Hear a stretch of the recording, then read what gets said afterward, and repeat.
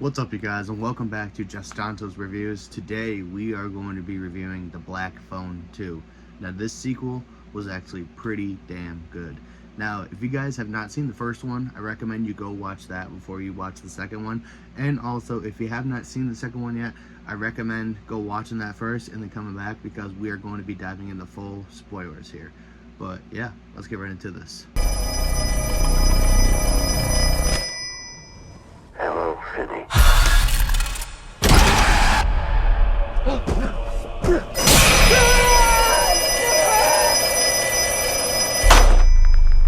You killed me.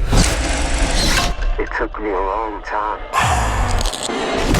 But you of all people know that dead is just a word. Alright, you guys, like I said in the intro, today we are going to be talking about The Black Phone 2. This movie was actually really good. I know there's been a lot of hate going on around it online, which I don't understand why. I could see some bits and pieces, but other than that, I mean, it was actually a really decent movie. I picked up my Black Phone cup, my grabber cup at Cinemark. This thing is awesome. The grabber's face is actually pretty squeezy, which I think is cool. And then obviously here's the full look. It just looks so cool. And then you got the Black Phone 2 on the back as well. And also, I wanted to tell you guys this before we actually get into the video. I don't know if any of you play Fortnite or not, but if you do, they do have the grabber in Fortnite as well. And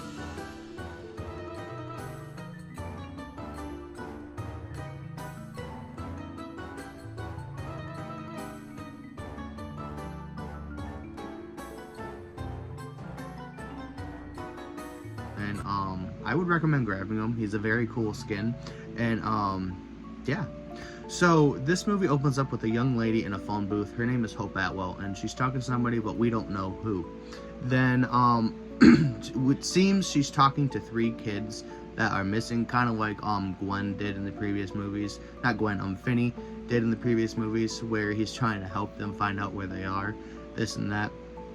But after that opening scene, we get the Black Phone 2 title card. We get their really cool intro with like the old grainy stuff, and then we jump 4 years later after the first events of the Black Phone. Obviously Finney's older now, and we find out he's been living with the trauma of what happened with the grabber. But here's the twist: the grabber is not done. The grabber, he's more menacing than ever now. And he's got these creepy, almost Freddy Krueger-like supernatural powers. He's haunting Gwen, Finney's sister, through her dreams.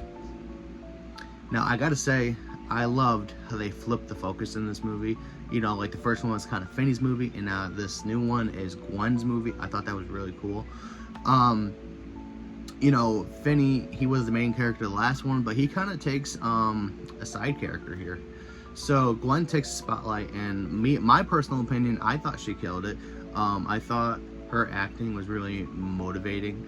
And you really feel her fear and confusion as we find out with her that she's been sleepwalking. She's been seeing the grabber in her dreams, and it's kind of like a nightmare version of A Nightmare on Elm Street meets The Conjuring. Now, we find out that Finney has been receiving calls. He goes up to these phones, he hears them ringing, and he'll say, "I'm sorry, I can't help you," and he hangs back up. And also, to be coping with what happened with him and the grabber, he's been smoking weed. So so it's like this is getting dark, and we find out through Gwen's sleepwalking that she was the one that was talking to Hope Atwell at the beginning of the movie. We then find out that Hope Atwell is actually their mom.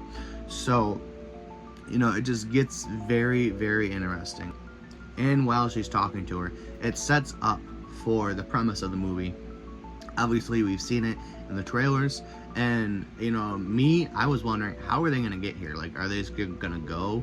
But there is a kid in the movie. He is Robin's younger brother. His name is Ernesto.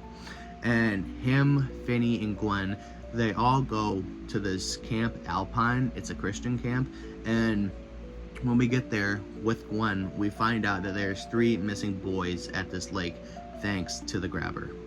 Now, I think this is cool. The grabber is out for revenge, and he's targeting Gwen. We find out over a phone call with Finn.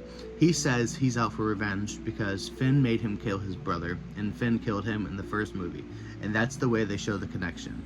And also the dream sequences, the sound design, the phone ringing, it was chef's kiss, honestly. Now, you can really tell the filmmakers wanted to expand on the mythology behind the grabber without ruining what made the first one so good. And in my opinion, I think they do just that. The grabber, he's so much more menacing in this movie than the first one, and we find out that he is the one that offed Finney and Gwen's mom. We see in one of Gwen's dreams that her mom had the same kind of stuff she did, and she found the grabber. She found a kid down in the grabber's basement, and we find out that he is the one that basically offed her.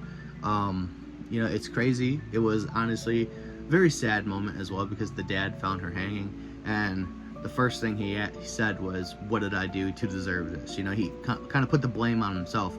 So we kind of get an answer for why the dad was a drunk in the first one. But yeah, but like I said, we find out she never killed herself, and we also see that the grabber is just like Freddy Krueger, and only Gwen and Finn can see the grabber. So basically everyone else in this movie is screwed. So we have a couple more people that get introduced. We have this very Christian couple that makes you not like them in the movie because they're just so pushing it away, like Gwen, because of what's happening with the grabber. And honestly, my favorite scene with all those people in the movie is the ice skating scene, because like I said, the only people that can see what's happening in the movie is Finn and Gwen, and nobody else can see it. And the grabber is just ice skating, and he takes an axe and he whacks this guy right in the arm and starts dragging him. There's this lady named Barb in the movie. She gets what she deserves. She gets an axe like right in the head. It was crazy. But yeah. Now I know you're gonna say, did we really need a sequel to The Black Phone? Me personally, I think we did, yeah. Because this does not feel like a cheap cash grab. I know that's what a lot of people thought it was, but it was not. It actually builds on the story and makes the grabber even scarier. So yeah, The Black Phone 2 totally worked for me. The performances were solid, the scares hit harder, and the story felt fresh while still respecting the original. If you like the first one, or if you're into creepy supernatural revenge stories, this is definitely one for you to check out. But hey, that's just my take. What did you think of The Black Phone 2? Was the grabber even scarier this time, or should he have stayed dead? Drop your thoughts down below, and don't forget to like, share, and subscribe. Hit that creepy bell button for more creepy reviews. Now we are on to movie trivia. I will see you guys there.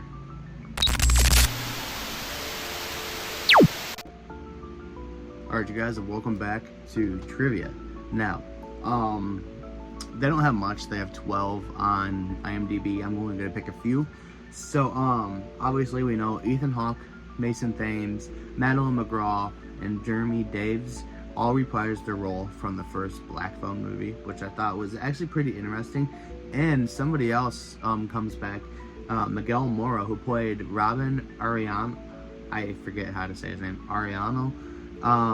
In the first movie, he plays his brother Ernesto in the second movie, which I thought was really interesting.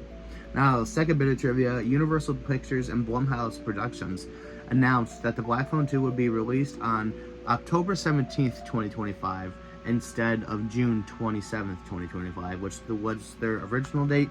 And me personally, I like that they put it out in October. It makes it more fun to go see a scary movie in October. You know, it's rare that that happens. So, yeah. Obviously, takes place 4 years after The Black Phone. Finn is 17 and Gwen is 15 now. And they had some parallels to Friday the 13th, the 1980 version. The first scene where Hope makes the phone call from Alpine Lake is set in 1957, the same year Jason drowned in Friday the 13th. Then, when the grabber kills the campers at the Alpine Youth Camp, that's in 1958, the same years that Mrs. Voorhees kills Barry and Claudette at Camp Crystal Lake, the first people ever to be murdered in the Friday the 13th franchise. And, an hour and 15 minutes in the film, the Super 8 flashback footage of the grabber when he was young. It is unknown who played him young. but against previous reporting, it was not Maya Hawke, Ethan Hawke's daughter. It was rumored that she was the one to play the young version of the Grabber, but yeah, that would have been an interesting bit of trivia, but it's not known if she did play him or not. But yeah, that's all the trivia I have for you guys. But yeah, this has been Just Danto's Reviews, and remember, don't answer the black phone if it's ringing. Peace.